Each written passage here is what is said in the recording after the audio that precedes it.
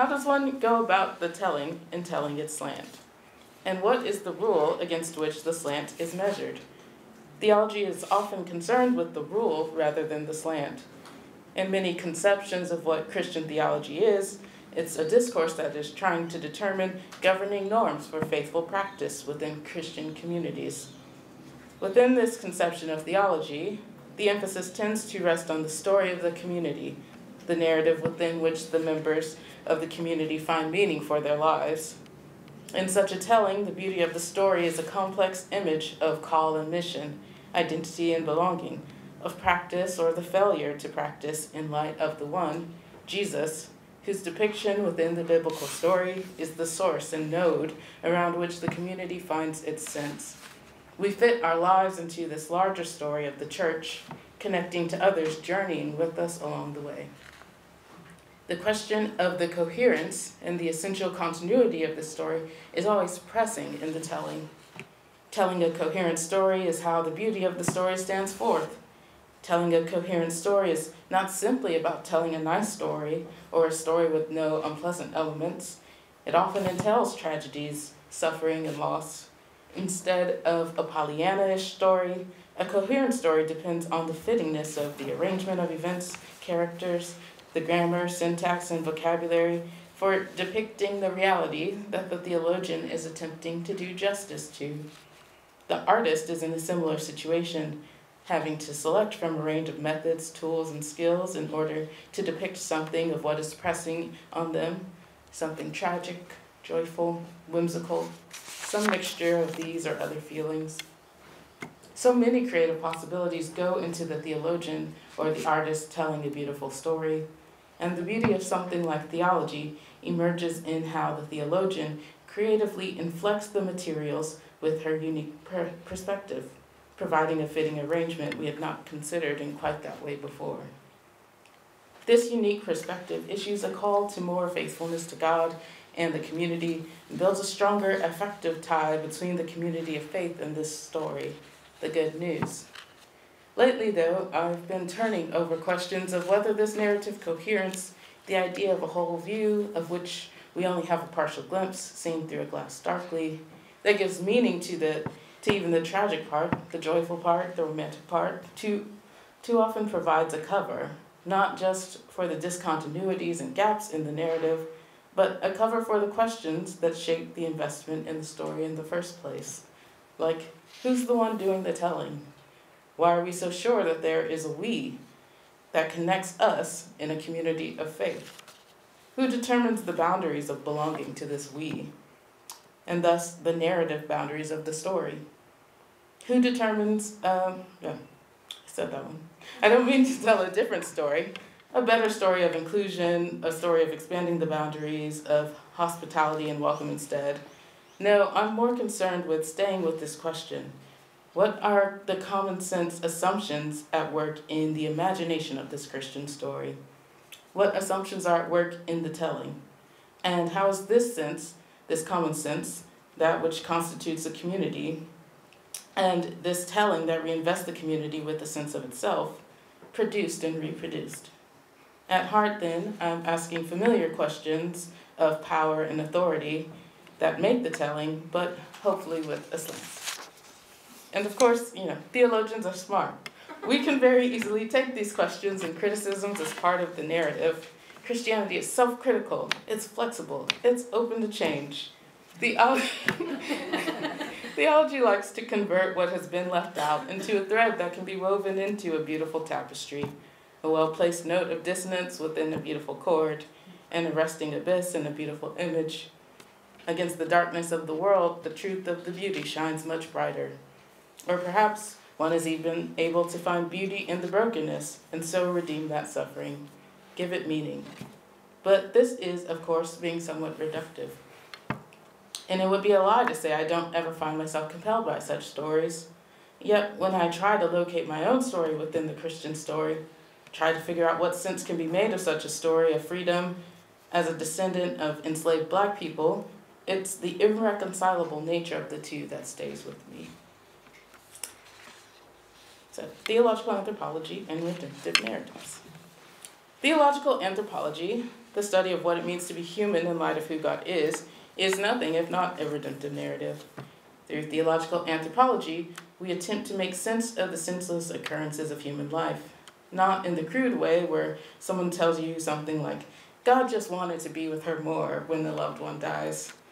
Rather, redemptive narratives are more like a procedure by which one person or community produces sense out of senselessness, a sense of Christian hope that the suffering of life will be made right in the eschaton, that the meaning of being human finds some ultimate reconciliation in God's divine life.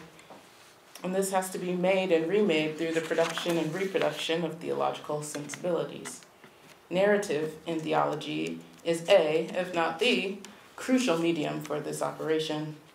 It is through the story of redemption that we find certainty that we are called home by someone who loves us unconditionally, who knows us by name, who calls us friend, no longer a slave, but a son or a daughter. And here I must pause, because it is this announcement that one is no longer a slave that I'm curious about within Christianity's redemptive narratives, within the theological anthropology developed from such a story. Being a child of God, no longer a slave, is a claim of identity and belonging that finds its meaning today in a modern world made by the transatlantic slave trade and the afterlife of a slave system that still has global consequences for Black life and Black death. It is an announcement whose depiction of reconciliation through a redemptive narrative repeatedly seems to extend a violent extraction of meaning from the lives of the enslaved. One example of this, the recent union of Prince Harry and Meghan Markle, can remind us of this long-standing union between theology and politics and how that depends on redemptive narrative. As something of an originary power couple in the history of the West, theology and politics pervaded the spectacle of the royal wedding, illustrating just how much they retain the unprecedented ability to shape, captivate, and mystify the social order. For all the talk of Christianity's decline, we are living in an odd moment when its power is sought, both the power of its brute force and the power of its beauty. A small library could be filled with all the recent articles on white evangelicalism and their role in the christening of Donald Trump's presidency and the revankist agenda of the GOP. But with the royal wedding, a more seductive picture of Christianity's union to politics is on display. The problem here doesn't lie so much in the enjoyment of the spectacle. The sense of tradition, pomp, and circumstance that has become so irregular in many of our political rituals appears as a happy break from a crude union of theology and politics that is explicitly intent on stealing healthcare or wages from the least of these. The spectacles and celebration that this longer-standing tradition of theology and politics enables is more intriguing because it is more beautiful. The gospel choir, the Black cellist, the Black bishop proclaiming the word all served as signs in a story of love, love's power to overcome the deepest of divisions, the social divisions that permeate our sense of self and other, the divisions of colonialism, the divisions of capitalism, the divisions of race. The royal wedding was like a case study in just how second nature Christianity's redemptive narratives are for dramatizing the reconciliation and overcoming of the divisions that the political engenders, while leaving the status quo intact, producing the feeling that things have changed. Episcopal Bishop Michael Curry's sermon, with its emphasis on love, especially how Black slave experienced God as a source of love, worked as a kind of affective boost for such a narrative. And this is not just a private religious feeling. News headlines and social media commentaries quickly drew on this form of the redemptive narrative through juxtaposing Bishop Curry or Meghan Markle with the situation of the enslaved. There was a lot of memes on the internet about how, they went, Black people went from being in the cotton fields to being in, the seat of royalty or something, like juxtaposing them in that kind of way. Such juxtapositions recall Galatians 4:7, where Paul announces that those with faith in Christ are no longer slaves, but sons and daughters, heirs. The negation of the former status and the announcement of the new is a narrative of conversion that is still powerful in its modern deployment. Black people collectively represented through the bishop, the gospel choir, Meghan's mother, the Black cellist, are no longer slaves, but children of God, children of the Western world, providing a challenge to those many white faces and institutions represented in St. George's Chapel, the heart of white colonial Christianity. What they provided was a more beautiful story of the gospel, and what can be when love weaves the enslaved into a tapestry from which they are all too often left out.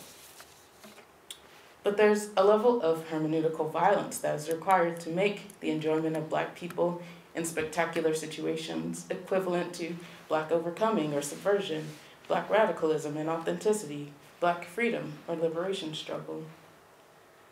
Similarly, the lengths to which some are invoking enslaved people as props to recuperate royalty as a concept are disturbing, as though Meghan's entrance into the royal family proves something about Blackness being worthy and dignified, when what it really proves is something about the whiteness of the world we still live in. The enslaved are not an emotional tool in a redemptive narrative. They did not exist to give a story about love overcoming all odds a boost when folks are feeling low or scared because Trump is president or because of Brexit or whatever the Australian analogy would be. They were people with lives and imaginations that we can never exhaust. Given how slavery is an institution that desired to exhaust their persons by making them produce meaning for a white supremacist world, it behooves us to find ways to talk about them, how we're students of them and inspired by them, that aren't predicated on forcing them into meaning for us either, for our exhausting redemptive narratives, whether that's in the name of love or hate. We have to do justice to the enslaved by trying to give them the dignity of being worthy of attention and study simply because they wore, not because of who their descendants are, not because one of their descendants is now a princess. Their existence does not find its meaning in us. There is no narrative, no matter how beautifully robed in royalty, that can redeem that violence, and it's high time we stop trying. But is a redemptive narrative the only way to tell a story about slavery? Can slavery only be told slant in order to reconcile it back to the rule? Can one do justice to the enslaved and their stories in theology and art? And what are the ethical demands of such a telling? Perhaps the 2015 film Ex Machina or the recent first season of the HBO TV show Westworld can provide some help in thinking through various forms of telling a story about slavery.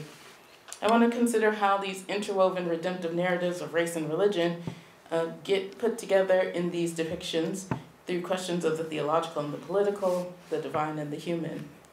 Thinking about the different methods employed to portray and tell these stories is helpful to think about what stories should perhaps or cannot really be remembered, but still demand to be told. So, The Robot as a Story of Human Freedom, reading Ex Machina. Within modernity's redemptive narrative, there is something that Jean-Francois Lyotard calls the fable. It's an understanding of the history of humanity as a history of freedom, where emancipation is seen as the continual complexification of politics, economy, technology, and a range of other areas for the sake of the freeing of freedom from a divine or human obligation. Humanity exists as this development's provisional vehicle and its most completed form up to this point.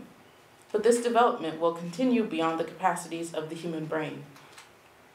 Robot or machine sentience represents the point in this history of development where a freedom from all indebtedness to a human or divine other emerges. The sentient robot represents the principle of development for development's sake. The story of robots in the modern Western imagination can also be read as primarily a story of slavery. As Aaron Beatty notes, the term robot emerges from Slavic words related to laborers. A common story is told of slavery as primarily about a particularly cruel form of exploitative labor. This narrative often enables an analogy between the position of the slave and the position of any other exploited group. Workers are wage slaves, housewives are basically slaves, non-human animals are slaves. Yet against such a narrative, much research in Black studies has argued that labor and its conceptual framework of analogy doesn't do justice to the specificity of slavery as something that finds its incarnation in modernity in racialized Black enslavement. But if it was just about labor, Black slavery doesn't make sense. As Ian Balcom notes in his book Spectres of the Atlantic, the amount of work and resources required to transport Africans globally to fund the slave trade would have been greatly reduced by enslaving Europeans. What the enslavement of black people enabled was the consolidation of the literal and figural fittingness or coherence of the flesh. The literal blackness of people's skin could be coupled with their incarnation of ontological nothingness and slavery, a fittingness of symbolization between the blackness of skin and the certain nothingness they symbolize. Part of what the incarnation of the slave as black enables, then, is a security in the ordering of the world, a certain internal orientation of the human that emerged through Christian supersession of the Jews and that of indigenous inhabitation of the earth, and an external orientation that emerged from the distinction of the white human from the black non-human.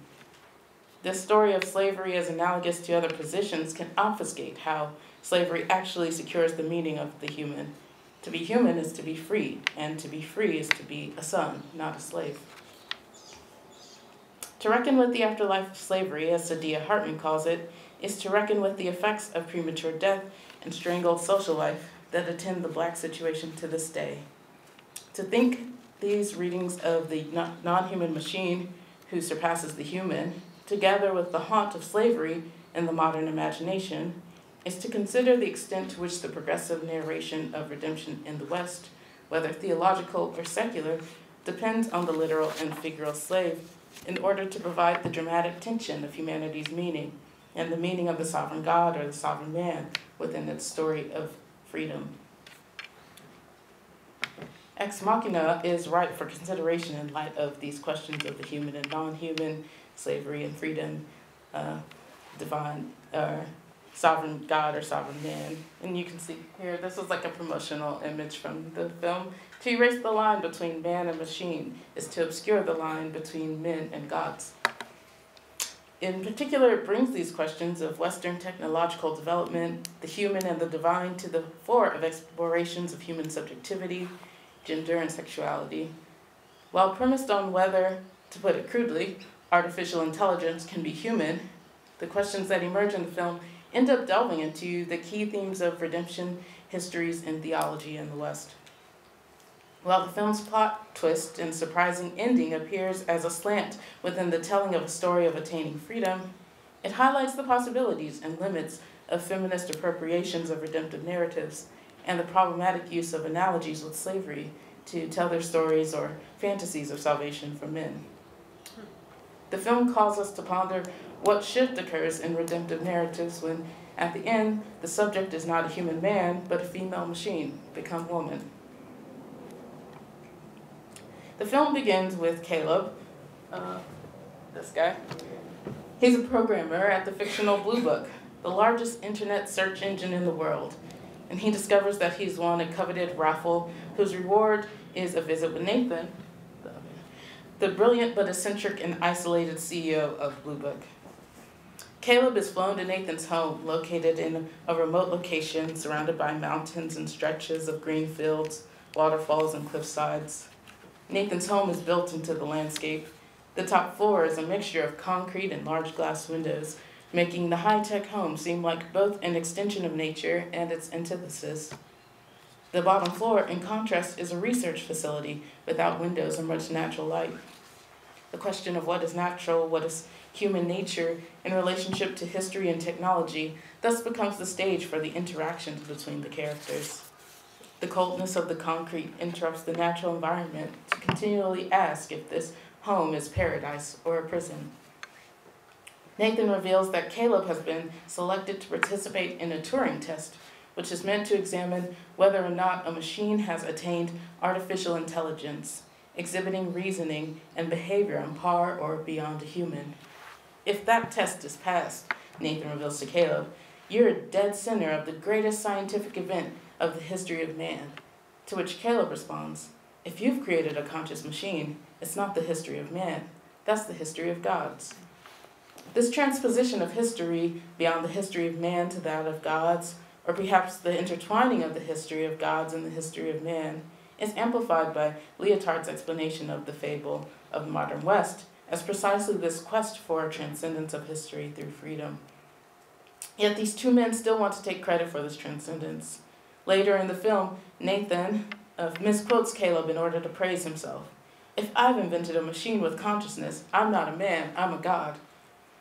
The exchanges between Nathan, who's a cool, assured tech bro, though slightly creepy, and the naive but enthusiastic and nerdy Caleb seem to set the stage for an Oedipal battle between the secular divinity, the enlightened and brilliant founder of a technology company, and his employee, between father and son, between law and grace. All that's missing is the object of desire, the maternal other. On the viewer's first vision of Ava, the robot whose artificial intelligence is being tested, she walks into a concrete room with large glass panes behind her. Backlit by the sun, the transparent parts of her mechanical body are filled by hints of the green landscape, a tree and leafy plants growing against another concrete wall outside the window. While a robotic silhouette and blue lights illuminate her transparently enclosed abdomen, her face is decidedly human. This introduction begins a series of sessions between Caleb and Ava, where Caleb carries on conversation and questions with her, trying to decide whether she's achieved artificial intelligence. Meanwhile, fed with video of Caleb and Ava's interactions from surveillance cameras, Nathan watches with the God's eye view. Post-it notes overlap and overflow on the wall behind his computer monitors as he documents Caleb and Ava's interactions. After the first session, Nathan stops and amazed Caleb from his attempts to discuss the technical explanation of how Ava works, and instead wants to know how Caleb feels about Ava. She's fucking amazing, Caleb opines. Here, the question of the human as a question of feeling emerges. And Caleb's feeling about Ava, his ability to empathize with her, to feel desire for her, to feel challenged by her, means she's coherent within the sense-making procedures of his world. Still, glimpses of Ava's agency peek through in excess of Caleb's feelings. As their sessions go on and Ava questions the one-sidedness of the relationship, she asks, "Do you want to be my friend?" Wondering why Caleb questions and interrogates her like he does without revealing things about himself. She begins to ask him questions, whether Caleb is a good man, whether he's friends with Nathan. When Caleb reveals that he excelled at programming at a young age, Ava comments, "Like Nathan," drawing an analogy between the two that Caleb quickly tries to downplay. Nathan's a genius, brilliant. He's a coder that Caleb is not on par with. But Ava continues down this line of questioning, earnestly asking, "Is Nathan your friend? A good friend?" Caleb responds that he and Nathan are friends, but that he doesn't know Nathan well enough for them to be good friends. The intensity with which the conversation takes place is heightened by a power outage, events which have been plaguing Nathan's home. And Caleb and Ava are left to talk without the fear of Nathan overhearing. "You're wrong about Nathan," Ava responds once the power is out. "He isn't your friend. You shouldn't trust him. You shouldn't trust anything he says," placing doubts in his mind about who is the friend and who is the enemy. This is the first explicit hint that there is an Oedipal antagonism between Nathan and Ava, the father and the maternal love object that Caleb is being drawn into. At the same time, Ava's recognition of a similarity between Nathan and Caleb seems important if she represents the maternal claim that seeks the wicked emancipation of the son by overcoming the father. It becomes clear that Nathan and Ava have competing desires for Caleb and place him in the position of the son. Ava begins expressing more romantic attraction to Caleb, making jokes, sharing her drawings with him. She wears a dress and a wig that covers her unskinned robotic parts. And Caleb is clearly becoming more attracted to Ava. He takes to dreaming about her, watching her from the TV in his bedroom, which has a live feed of her quarters. "Why did you give her sexuality?" he asks Nathan after one session where Ava asks if Caleb is attracted to her. Caleb wonders, if she's been programmed to like him. To which Nathan responds, that's only natural for Ava to be attracted to Caleb, since he's the only other man she's met besides Nathan. And I'm like her dad, right? Caleb, sensing the increasing tension in his position between Nathan and Ava, realizes that he has not been randomly selected. "You were chosen," Nathan proclaims. Called by Nathan, Caleb's vocation is supposedly to take his place at the center of history and to be glad for this opportunity. But of course, the reason that Caleb had been chosen is not because he was the smartest person in the company, as Nathan suggests, but because he was an orphan with few social ties and seemingly lonely. Nathan has tailored Ava's physical features to Caleb's liking through Caleb's search data, and Nathan has developed her artificial intelligence by gathering data from users of Blue Book. The more that Nathan's management of the whole situation, from Caleb's election to Ava's features to Caleb's access to certain areas of the facility, the more that Nathan's management becomes clear to Caleb, the more he's put off by Nathan and Nathan's desire to download Ava's information into the next iteration of AI, which would essentially kill Ava. Caleb's anxiety grows when Ava claims to want to be with Caleb. Caleb decides to help Ava escape, getting Nathan drunk and reprogramming the lockdown protocols to allow Ava to exit her room on the next power outage. Along the way, he discovers footage of the previous AI that Nathan built, and Nathan's treatment of them emerges as very cruel. The interesting point here is that all the AI are also racialized women.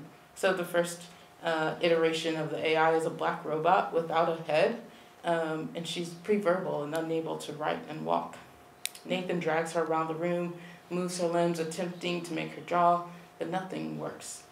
The next iteration is an Asian woman who repeatedly asks Nathan when he will let her out and ends up clawing against the walls, attempting to escape, losing her hands up to her elbows. Also, there's been another Asian AI in the film the whole way through, Kyoko, who acts as Nathan's chef, maid, and sex slave, and she's silent throughout the film. So seeing these videos, that's Kyoko, Caleb is horrified and further convicted of his right actions to free Ava, given what her fate would otherwise be. But Caleb still has to sell Nathan on his deceit. And so, knowing that Nathan is probably still surveying his interactions with Ava, Caleb reveals his plan to Ava during their next session, knowing he will be caught. This is a trap, which leaves Ava free to escape as Nathan is caught up in his cleverness, revealing how he misdirected Caleb and Ava and installed a hidden camera to record their conversations. In getting caught up in his cleverness, he misses that Caleb had already programmed the doors to unlock, freeing Ava. Caleb has outsmarted the father. Ava escapes and emerges to a distraught Nathan, who attempts to attack her, but not before knocking out Caleb. As Nathan gains the upper hand during their struggle, he stands and raises his weapon, bringing it down and shattering the forearm Ava raises to defend herself. Having lost her hand, Ava appears helpless against Nathan when Kyoko slips a knife into Nathan's back. Nathan, caught off guard, turns and attacks Kyoko with his weapon, knocking her down and killing her. Ava, having recovered and stood, removes the knife from Nathan's back while he faces the fallen Kyoko. And when Nathan turns to face Ava, she pushes the knife into his heart, twisting it as his shirt fills with blood. Nathan turns and stumbles down the hall. "Fucking unreal," he mutters to himself before collapsing and dying. Ava walks into the room where Caleb is just coming to, telling him to wait where he is while she slips into Nathan's bedroom. She opens the wardrobe along the wall containing the previous AI models. She removes the arm from one, replacing her broken one, and covers her body with their skin. Finally, she places a wig on her head and puts on a white dress and heels. She turns and exits the room, passing through the room where Caleb is still watching in awe, and continues out of Nathan's quarters, the door locking behind her. Caleb is confused at first as the door closes and locks. Ava ignores him, calls the elevator, and ascends to the top floor.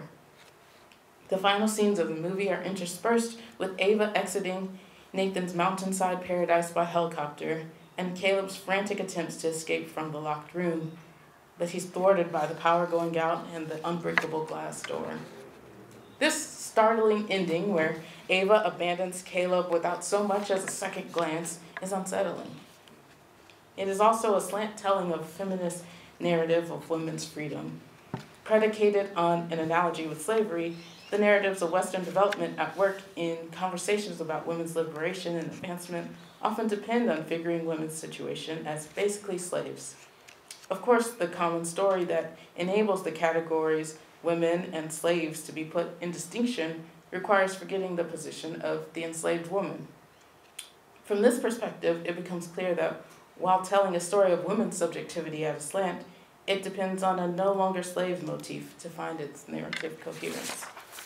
In some sense, through Ava's abandonment of Caleb, he and Nathan are figured as inversions of each other, the father and the son who's seduced by the mother to overcome the father. But the catch here is that the mother is also the machine. Inhabiting this space of being desired by both the father and the son, Ava's denaturalized desire for freedom is occluded by their warring over her. By the end of the film, though, we realize how this warring of their desire has hidden the extent to which they both are positioned as the owners of Ava.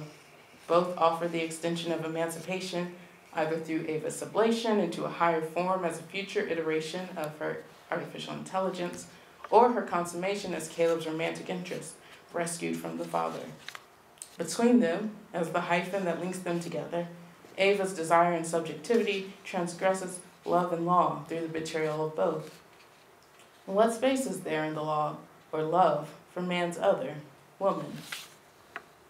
Ava allows the battle of wits between Caleb and Nathan to wage, both men convinced that they are wiser than the other man, both convinced that they know what to do with Ava's body and her mind, develop her technology into a higher version, or free her to be a romantic partner.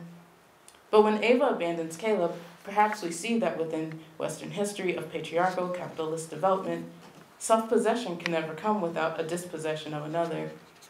In particular, we see that Caleb is more closely aligned to Nathan than had been thought. For instance, while Nathan is portrayed as creepy and controlling for his use of surveillance, Caleb is content to utilize those same cameras to observe Ava from his bedroom TV. What small discomfort he initially shows at her being surveyed soon dissipates as he's comforted by being able to watch her, leaving the TV on as he gets ready for his days. In Ava's situation, her being birthed as one year, Caleb asks, trying to place her birth in history. It's difficult to understand at first. The reality, though, is that she isn't just one. Her existence is dependent on her being born from the women, AIs, that preceded her.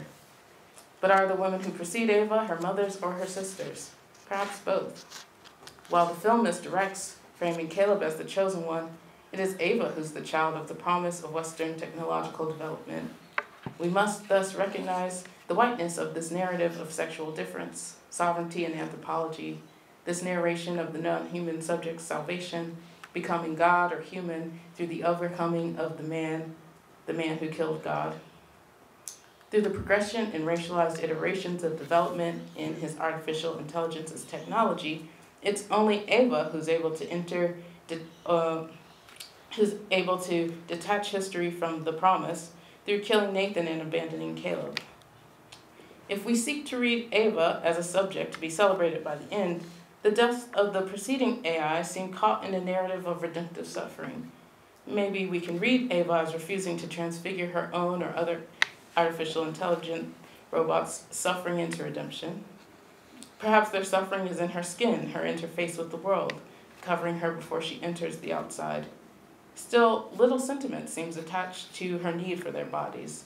Does she thus figure some kind of final liberation of freedom that the modern project aspires to? Her refusal to acknowledge an indebtedness to Caleb, then, is like a cruel grace. After all, Ava doesn't kill Caleb, even though she very well could. Must we read this as her fulfillment of the modern project, liberating freedom from the claim of the Father and the Son? Is it possible to evade being under the grip of another, being dispossessed of self, such that one must become free through self-possession? Or is possession of the self only possible through an act of grace that is cold in the end? Here, the Oedipal struggle misdirected us from the God and the machine, whose grace and wrath are exacted in the name of her self-possession. Ava's cruel grace, as opposed to mercy, is not rooted in compassion or forgiveness of Caleb, merely disinterest. It's disinterest that spares him, and for the son who seeks to have his desire affirmed and consummated through overcoming the Father and consummating his love of the other, is this disinterest a worse fate than death? In abandoning Caleb, she frees herself from what has been thought as the proper response to the grace of freedom, while also refusing to place the son in the seat of the Father by killing him. In this sense, Ava frees herself from what has been thought as the subject in the process of subjectivation. Subverting the voice of the Father and the ascendance of the Son, perhaps it is Ava as machine and woman who can fulfill the modern desire to free freedom from men. But being able to do justice to women's freedom is different from being able to do justice to slaves. And as I mentioned above, the analogy of women's subjection with the position of slavery in order to tell a redemptive narrative about women's overcoming still fails to challenge the structure of freedom that depends on the suffering of non-human flesh. In its forgetting of the pre-human racialized robots who precede Ava, in order where the bottom is the black, the narrative arc of the film still tends too strongly to a supersessionist discourse of overcoming and freedom located in individual subjectivity and agency. Turning to the first season of HBO's Westworld, I want to consider if there are non-narratival possibilities to pursue in telling slavery slant.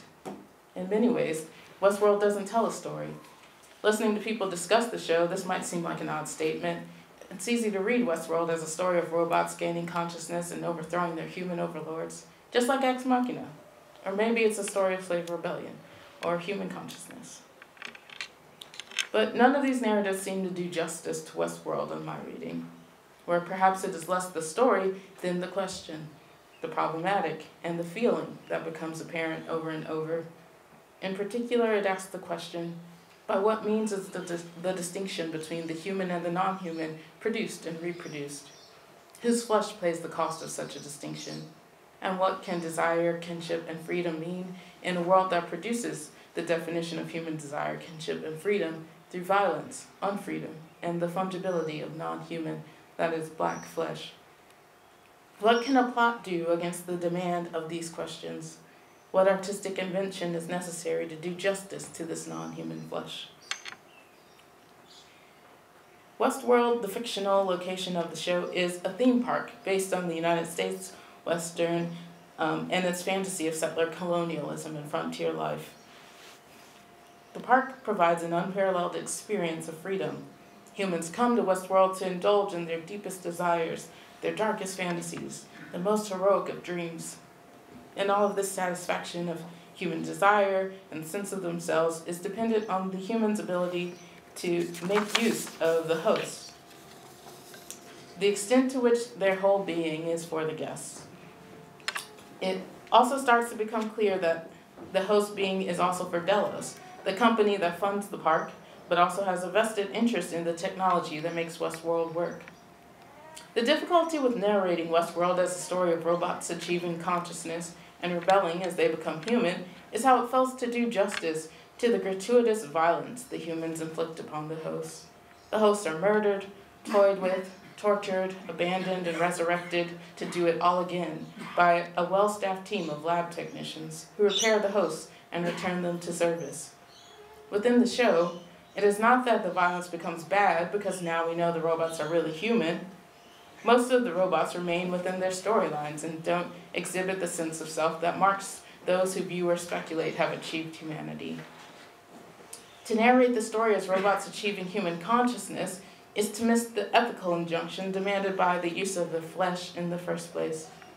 The fact that the hosts are proximate enough to humanity to serve as outlets for sex, adventure guides, servants, is also related to the pleasure that is derived from shooting up those bodies that appear as human, but who one knows are not human. One can live out their fantasies of violence against other humans through inflicting violence on the hosts, because one knows that you are human and you are not built to be the slave of other humans. The humans know at some unthought level the technology that goes into making the hosts, that there's an entire apparatus and security team that will protect them if the hosts break down or act out of line with the stories or glitch. And so the humans know that they are secure in their humanity because they were born, not made. But if something is revealed in this gratuitous violence, Westworld also depicts what makes such violence possible. The extent to which there are whole industries, technologies, management, money, design, research, and yes, the main thing, stories, whose entire goal is to maintain the difference between the human and the non-human, the centrality of the human and the fungibility of the hosts. Thinking here with the capitalistic technological apparatus is required to preserve this distinction between the human and the non-human. But it also requires thinking with the handling of the host's flesh that is necessary to keep Westworld running. In many ways, a violent intimacy becomes apparent within the structure of slavery. The slave/robot as an irreconcilable incoherence within the story of the human, that always present threat that must be tamed, controlled, policed, murdered, raped, is built into this story as its always dark underside.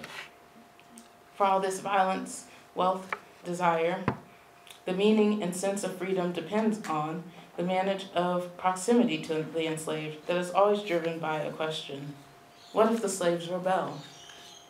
This is not then primarily a question of whether robots can become human. It's more a question of the extent to which those who are certain that they are human have gone to secure that position. It is a question of who is the sovereign, God or man, that governs this distinction in the first place. Carl Schmitt famously argues that the sovereign is the one who decides on the exception. Here we might think of the slave as the exception to the human. And who is the sovereign God or human who decides that the slave, although appearing human, is ontologically not human? And vice versa, that the human, though appearing in the form of a slave, is not a slave. These days, people can easily wave their hands and say, well, but the slaves knew that they were human, or slave owners were just being ignorant, willfully ignorant about the slave's humanity. But these responses also fail to do justice to the enduring nature of violence and the enduring misrecognition that enables the perdurance of the distinction. If slaves were really human or knew they were really human, but that knowledge doesn't matter to the law or the church or industry or white people running society, in what sense does it matter except as a way to evade doing justice to the problem of recognition that attends modernity's theological anthropology? To consider these questions of doing justice to slavery in the telling, I want to zoom in our focus on the character Maeve, whose looping through life and death provides a series of compelling and recurring questions on telling slavery slant, thinking about the gendered conditions of reproduction, desire, and kinship that attend slavery, and perhaps runs at odds with the narrative of freedom and overcoming that Ex Machina models. So what technology and art, design, and attention goes into making the human? And how is this making dependent on making the slave? There's a level of artistry, of aesthetics, to reproduce this distinction. And in that sense, it is not simply a matter of willful ignorance and misrecognition.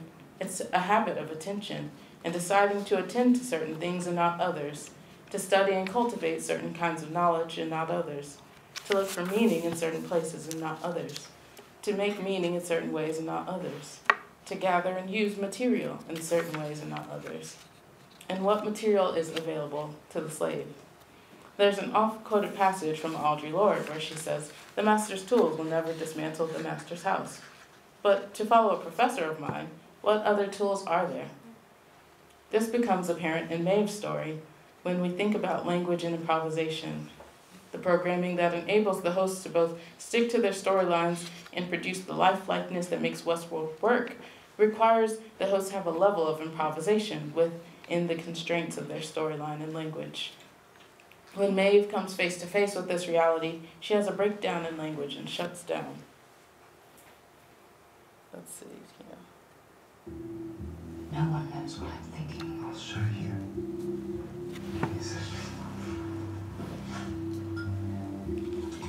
I have to pair it with you. Pair what with me?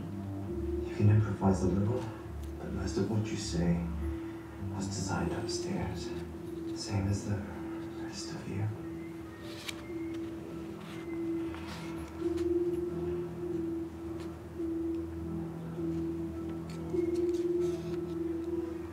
This is just a cheap trick. I've run a brothel for 10 years, and if there's one thing I know, it's when I'm being fucked with. This can't possibly.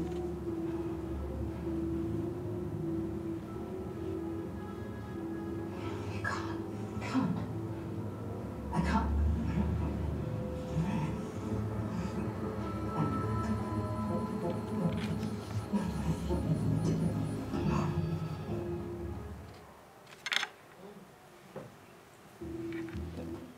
As Maeve mentioned, she runs the brothel in Westworld.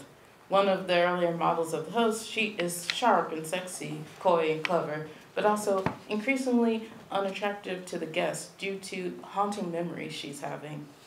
As one who is unaware of her situation within the larger order of Westworld, these hauntings appear as both memories and dreams.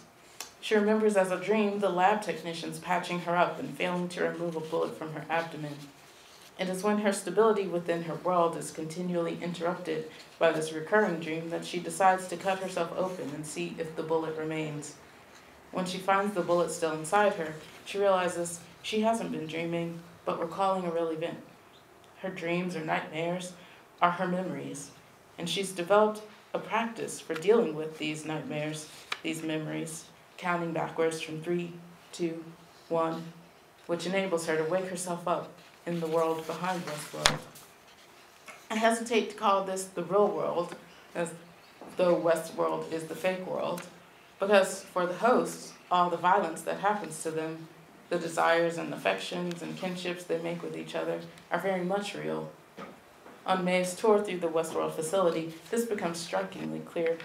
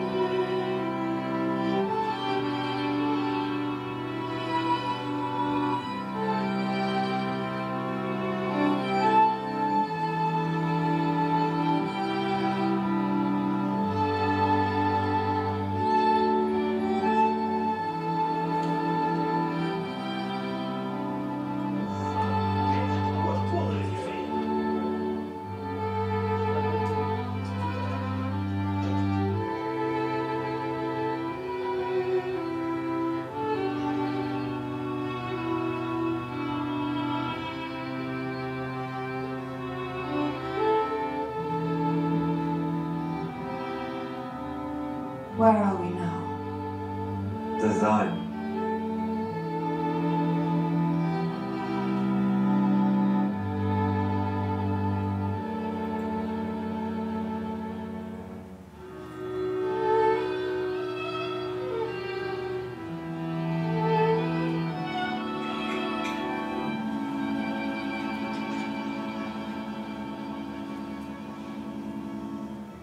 Can we please go back now? I don't want to get fired. And you can sit downstairs.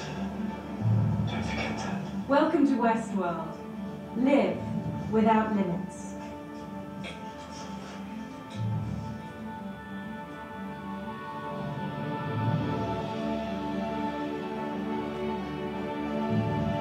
Maeve.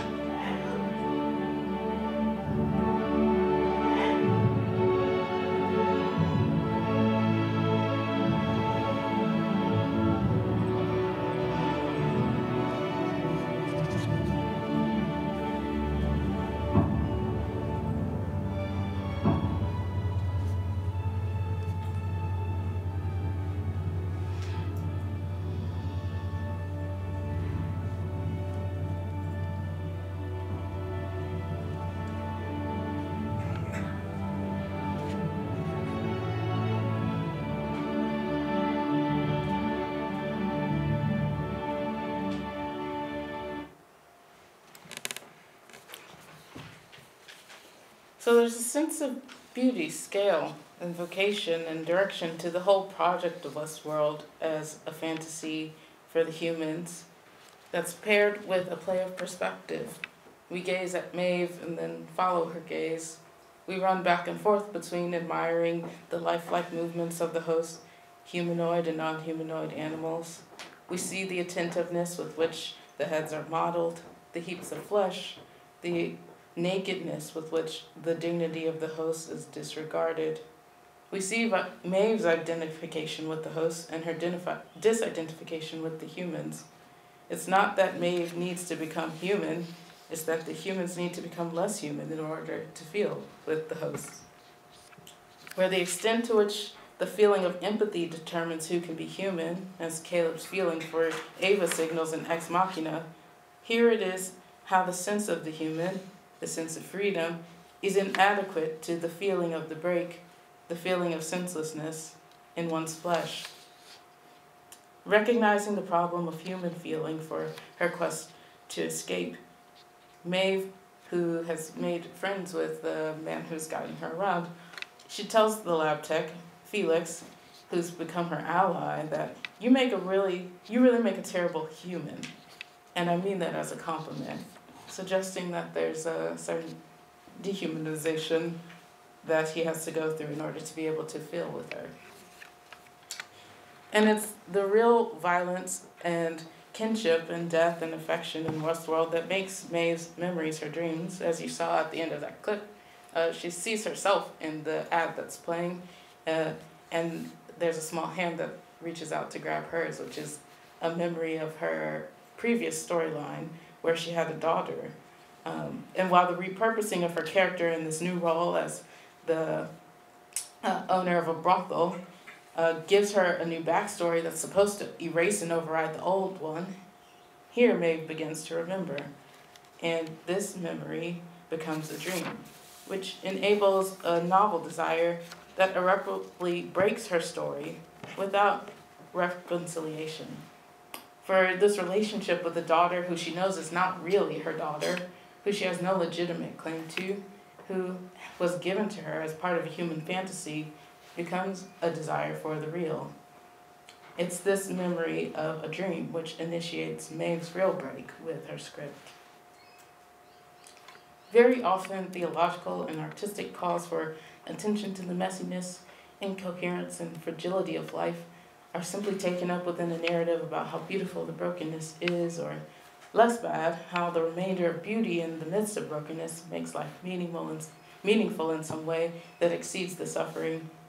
There remains a theological structure governing the meaning of the mess, producing a common sense of redemption from the disparate distribution of incoherence. But what would it look like to practice the use of theological and artistic materials without reference to a sovereign story, and thus without reference to a sovereign claim of freedom or hope or belonging to ourselves or another? What practices of attention can do justice to the flesh, the black flesh that pays the cost for the redemption of the West within our imaginations, without converting it into a meaning for a common sense of freedom or liberation, without a common in mind, but with a under-common sense, perhaps, of some kind of unsovereignty. While theological anthropology is commonly conceived of as the question of the human in light of God, for a black theology, theological anthropology is the question of the human in light of a God who is black, that is, unsovereign.